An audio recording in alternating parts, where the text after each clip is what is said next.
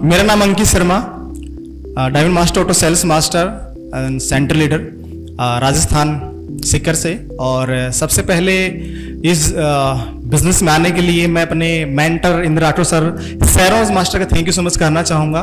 उसके बाद में मेरी एंटायर टीम, जिसके बगैर शायद ही मैं कुछ बन पाता या मैं यहाँ तक आपके सामने खड़ा होता।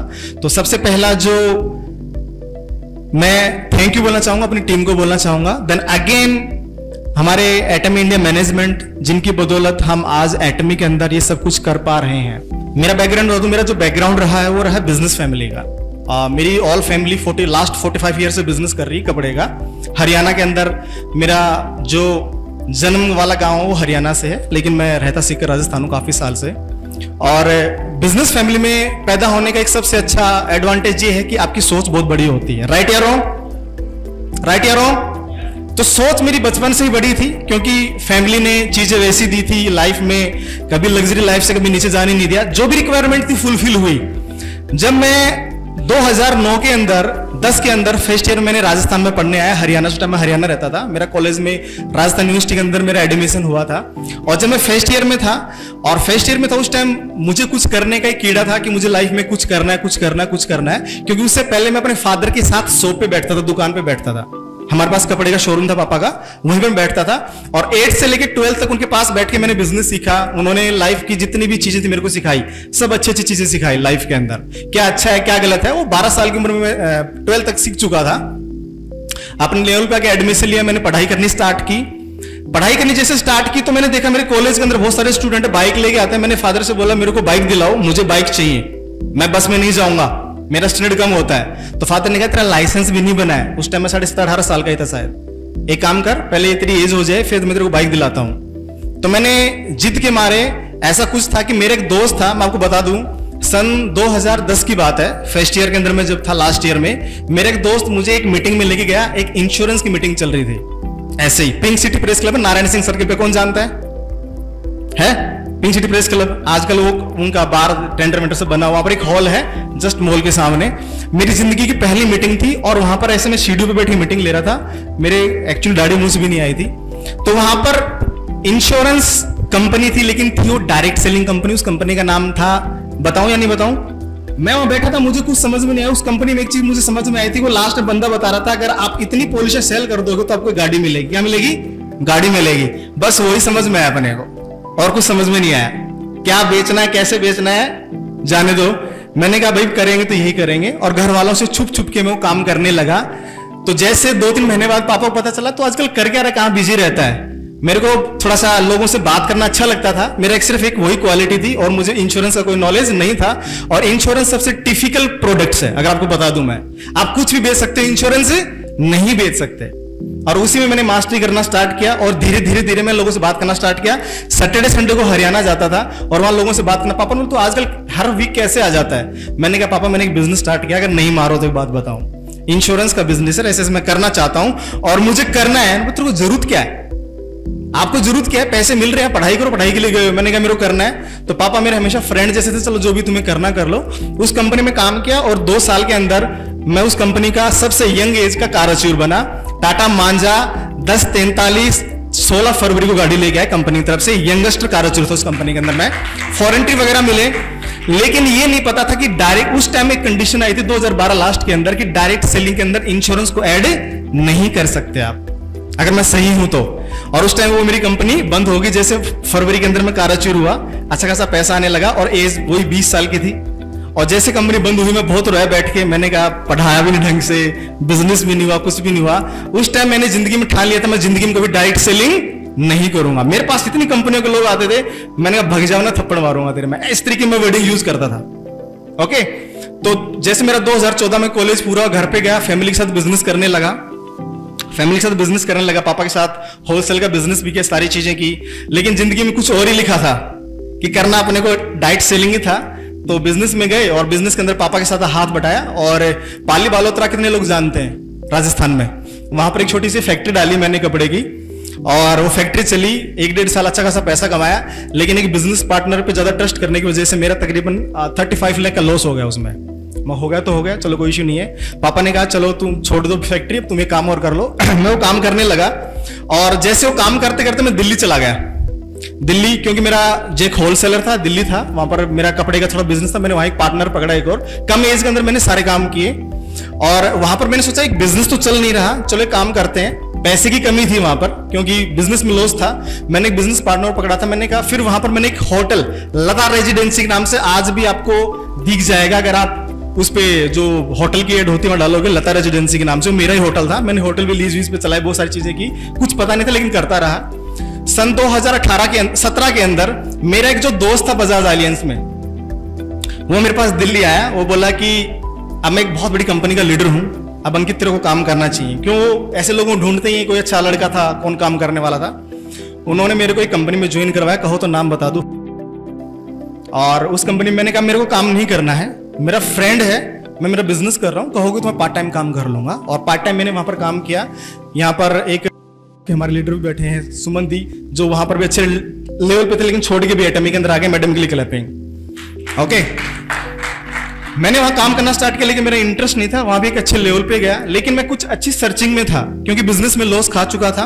और उस दौरान मैंने जिंदगी में पहली बार मजबूरी में एक अच्छे लेवल पे नौकरी भी करी दिल्ली के अंदर पार्ट टाइम। और अच्छे मैं बताऊंगा नहीं, अच्छे लेवल पे कोई कंपनी में नौकरी की। मेरा कहने का मतलब एक ही है कि जिंदगी आपको कहां से कहां लेके जाती। एटमी को चूज करना मेरी मतलब मजबूरी नहीं थी, मेरी ख्वाहिश थी।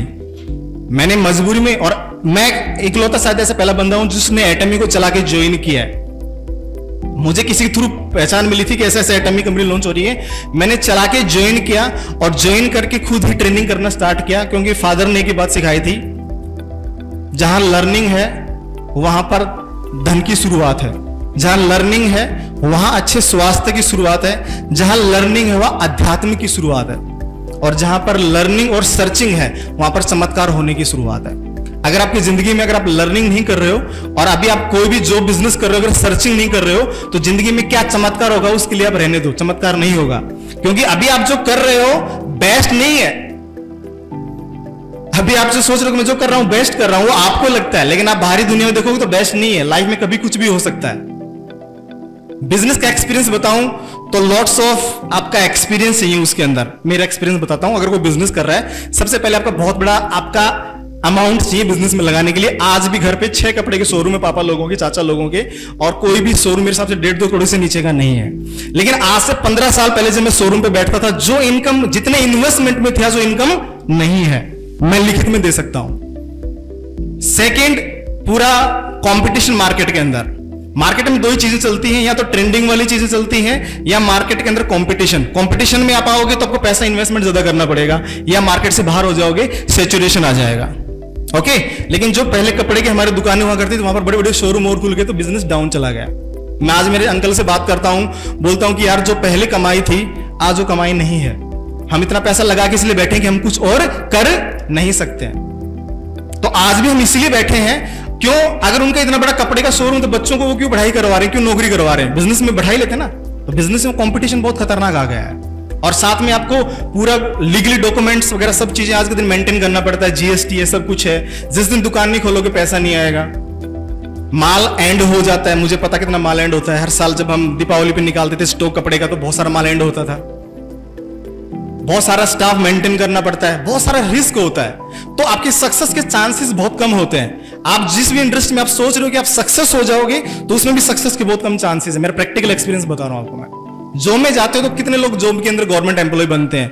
आज मैं जहां पर रहता हूं, वहां पर 3 लाख बच्चे हर साल गुरु कृपा के अंदर या बहुत बड़ी संस्था के अंदर नीट की तैयारी करने के लिए आते हैं। 2% बच्चों का डॉक्टर में सिलेक्शन नहीं होता, वहां भी लोग पढ़ते ही है ना।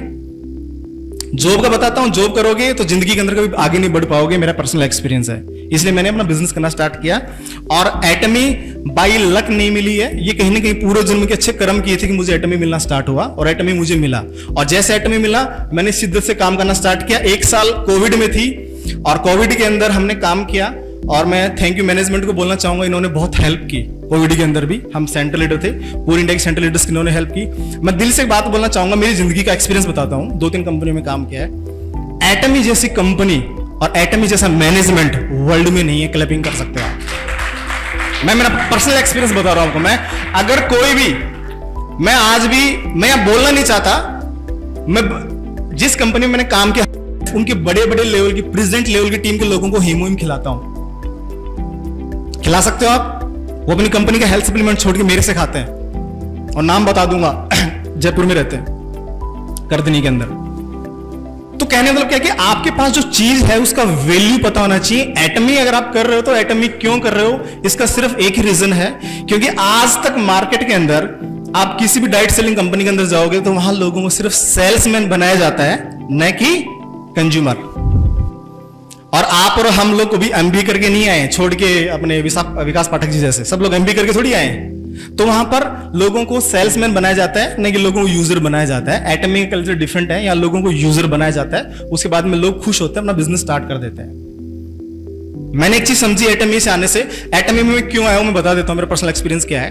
अगर आज आप सक्सेस होना चाहते हो तो सक्सेस होने का एक ही रीजन है कि ट्रेंड जो चल रहा है उसके अकॉर्डिंग काम करना स्टार्ट कर दो। एटमी हम लोग नहीं करते तो क्या एटमी चलती नहीं? चलती कि नहीं चलती? एटमी तो ऑलरेडी प्रूव्ड बिजनेस है ना, प्रूव है। यहां पर लाखों लोग सक्सेस है इंटरनेशनल लेवल पे, एटमी इंडिया में तो नहीं है। वैसे तो सक्सेस लोग हैं पर बहुत सारी जर्नी जिनको देख के मोटिवेट हुए काम कर रहे हैं। मैं एक ही चीज जानता हूं थोड़ा सा बिजनेस के बारे में, कि जो चीज ट्रेंडिंग में उसको पकड़ लो। अगर आपको बड़ा इंसान बनना है, अगर आप सेलिब्रिटी बन गए हो सकता है कि आप पॉलिटिशियन हो या कोई बॉलीवुड एक्टर हो या स्पोर्ट्स पर्सन हो, देन डेफिनेटली आप अपने को, अगर आप सेलिब्रिटी नहीं हो फिर आपको एटमी करना चाहिए।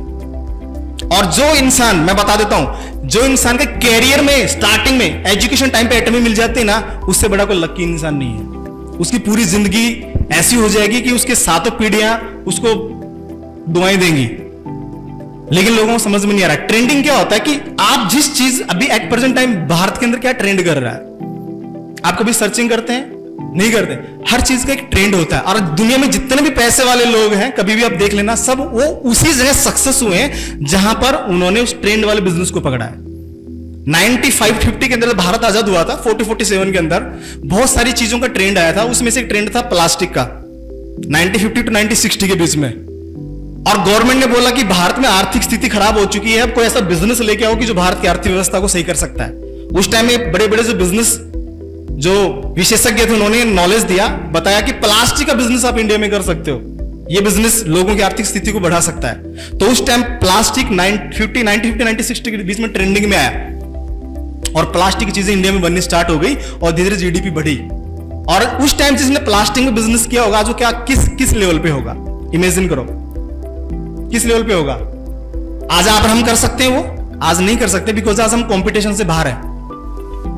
1970 के अंदर जब लोगों को रोजगार मिला, बिजनेस बढ़ा प्लास्टिक का, तो उस टाइम ट्रेवलिंग का बिजनेस बढ़ा। लोगों को गाड़ियां चाहिए, एक शहर से दूसरे शहर जाने पहले गांव में लोग रहते थे, तो उस टाइम जिसने ट्रेवलिंग इंडस्ट्री में अपना बिजनेस डाला, तो आज उनके पास 200 से 300, 500 बसें, ट्रकें हैं। अगर आज हम ट्रेवलिंग इंडस्ट्री में जाएंगे, पैसा कमा सकते हैं? नहीं कमा सकते। गाड़ियां ज्यादा हुई तो ऑयल का बिजनेस बढ़ा। जिसने उस टाइम पेट्रोल पंप किया था, आज उसके पास बहुत सारे पेट्रोल पंप हैं। अब आज हम कर सकते हैं? इजी है? नहीं है। उसके बाद में बिजनेस बढ़ा कंप्यूटर का। लोग बोले कंप्यूटर का बिजनेस आ गया, मार्केट खराब कर देगा, लोगों की नौकरियां छीन लेगा। लेकिन जिस टाइम जो कंप्यूटर की इंडस्ट्री में आया, जिसने कंप्यूटर की लाइन में काम करना स्टार्ट किया, जिसने उस कंप्यूटर का एक पार्ट ही बनाया हो, क्योंकि कंप्यूटर बहुत सारे पार्ट डालते हैं ना हार्डवेयर सॉफ्टवेयर के अंदर, तो जिसने जो कंपनीज खोलिया तो बहुत बड़ी कंपनी बन चुकी है। देन उसके बाद में जो ट्रेंड आया सन 1990 में टेलीकॉम का, बीएसएनएल, कितने लोग जानते हैं?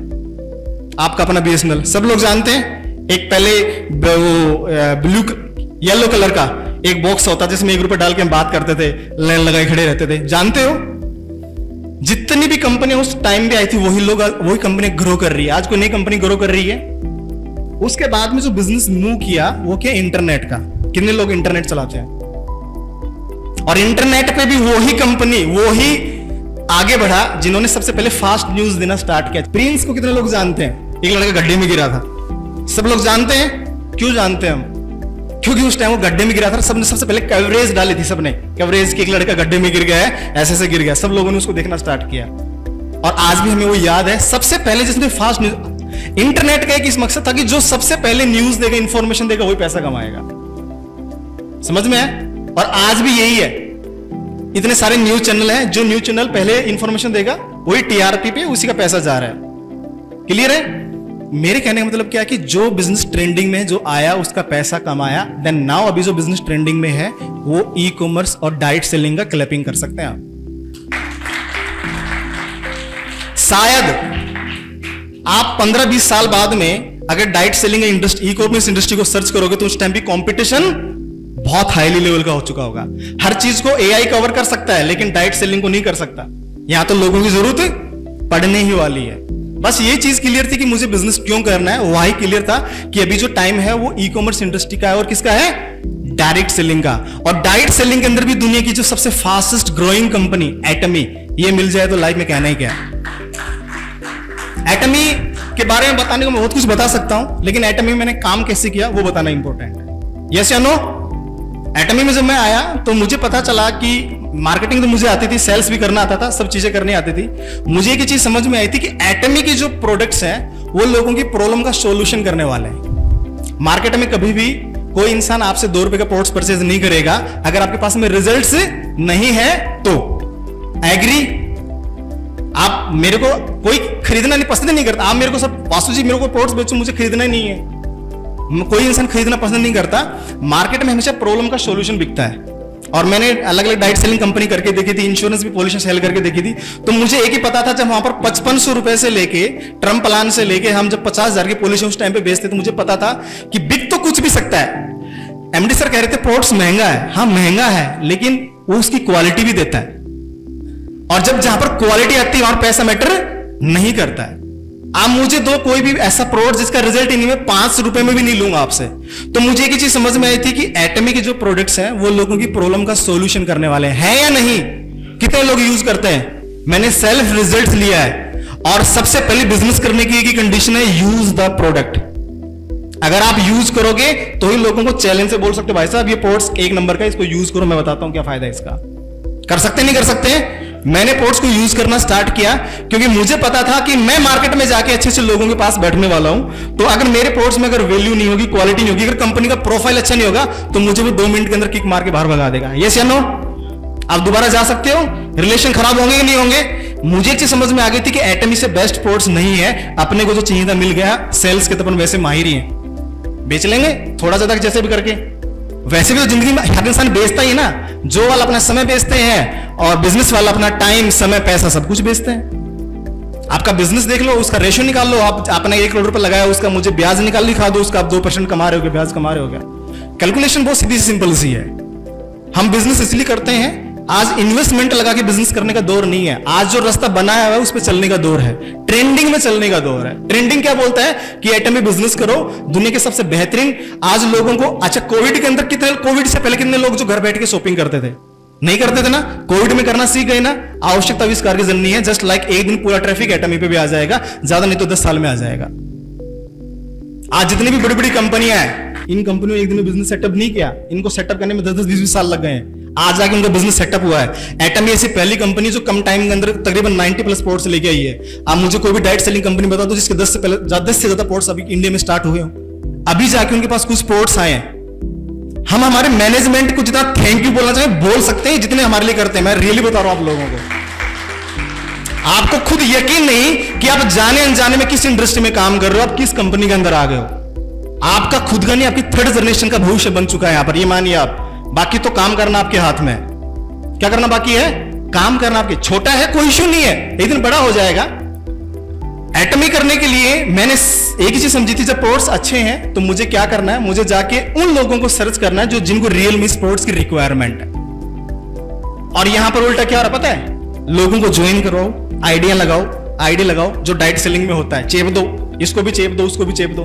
भाई चेपने का काम नहीं है, सॉरी वर्डिंग गलत यूज कर रहा हूं। ये लोगों का बदलाव, जिंदगी बदलाव करने का बिजनेस है। समझ में आया? आप जब भी किसी पास बैठते हो तो आपका इंटेंशन क्या है?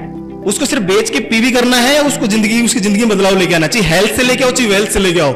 मेरे एक क्लियर फंडा था, जो पास बैठेगा कोई इश्यू नहीं करेगा। झूठ नहीं बोलूंगा। आज इसलिए मैं बताना नहीं चाहता, इंडिया के अंदर अच्छे से पॉलिटिशियंस, इवन बॉलीवुड के अंदर भी, मैं किसी को बताता नहीं, बॉलीवुड के अंदर भी जाके आया हूं मैं, लोगों को पोर्ट्स देके आया हूं। किस लिए? सिर्फ रिलेशंस की वजह से। रिलेशंस क्रिएट करो। कभी भी सर ने बहुत सारी चीजें हैं, अप्लाइनर पे डिपेंड मत रहो। It's your business. आपको सक्सेस होना है। अपलाइनर ने बिजनेस दे दिया, थैंक यू बोलो। जो यहाँ आपको एटमी मीटिंग में हॉल में लेके आए ना, उसको थैंक यू बोलो कि आपने बिजनेस दिया, थैंक यू सो मच, आगे मैं देख लूंगा, 7 दिन का टाइम देता हूं, मेरे को बिजनेस सिखा दो, आई एम द बॉस, मैं ही करूंगा जो भी करने वाला हूं। मैंने उन लोगों को सर्च करना स्टार्ट किया, अभी भी मैं उसमें पूरा कामयाब नहीं हुआ, मैं रियल बता रहा हूं। उन लोगों को सर्च करना स्टार्ट किया जिनको रियल में एटमी पोर्ट्स की रिक्वायरमेंट है और जिनको रियल में एटमी बिजनेस की जरूरत है।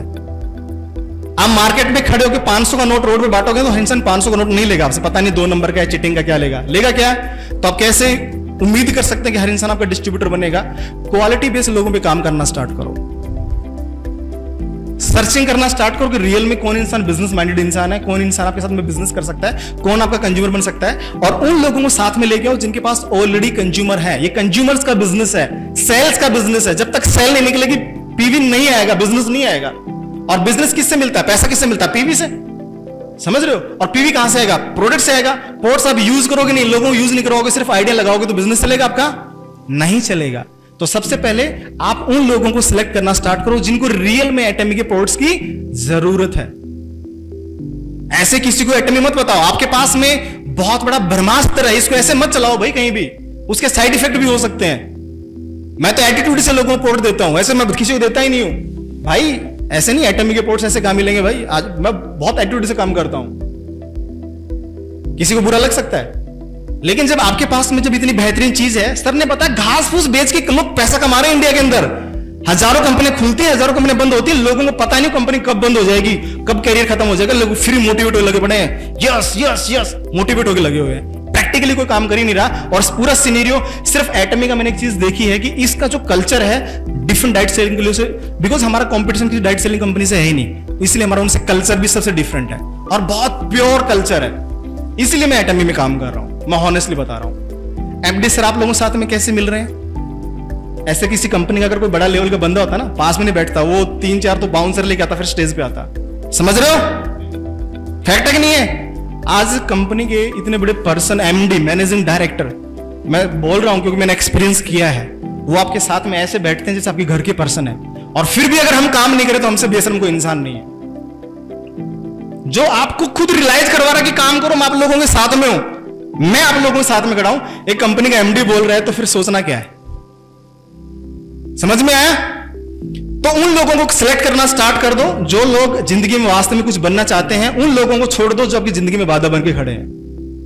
अभी भी आपकी टीम में बहुत सारे लोग ऐसे होंगे, कल करूंगा, आज करूंगा, परसों करूंगा, नहीं तो पोर्ट्स परचेज करते हैं, नहीं काम करते हैं, नहीं ट्रेनिंग में आते हैं, ऊपर से अपवाद करते हैं। लेट देम फ्री, फ्री कर दो, फ्री, पकड़ना ही नहीं आगे। और उन लोगों पे काम करो जो जिंदगी में कुछ बनना चाहते हैं, बिकॉज आपका टाइम इंपॉर्टेंट है और जो लोग बनना चाहते हैं वो इंपॉर्टेंट है। जो बनना नहीं चाहते उनका आपकी जिंदगी में कोई वजूद नहीं है। एक ही अपना सिद्धांत है, आगे बढ़ना है, इंपिल मास्टर बनना है तो राइट चॉइस पे काम करना स्टार्ट कर दो, क्वालिटी बेस पे काम करना स्टार्ट कर दो, आपकी सक्सेस को कोई रोक नहीं सकता। Thank you so much.